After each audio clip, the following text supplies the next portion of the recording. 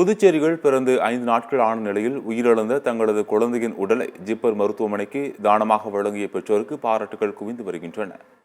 புதுச்சேரி அடுத்த திருக்கனூர் காந்திநகர் பகுதியைச் சேர்ந்த மணிகண்ணன் கவிப்பிரியா தம்பதிக்கு ஜிப்மர் மருத்துவமனையில் கடந்த 23ஆம் தேதி ஆண் குழந்தை பிறந்துள்ளது. இவர்களது குழந்தை பிறந்து 5வது நாளில் உயிரிழந்ததாக கூறப்படுகின்றது.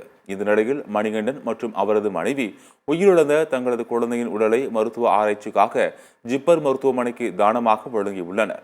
இவர்களின் இந்த சேவைக்கு செஞ்சிலுவை சங்கத்தினர் பாராட்டு தெரிவித்தனர். கடந்த மாதம் 21ஆம் தேதி ஆண் குழந்தை பிறந்தது.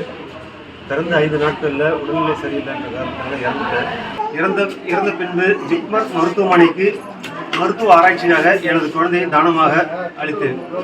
மேலும் மக்கள் இதை கருத்தில் கொண்டு இனிவரும் காலங்களில் இது போன்ற சம்பவங்கள் ஏற்பட்டால் குழந்தையை தானமாக வழங்க முடிவெடுத்துக் கொள்கிறேன்.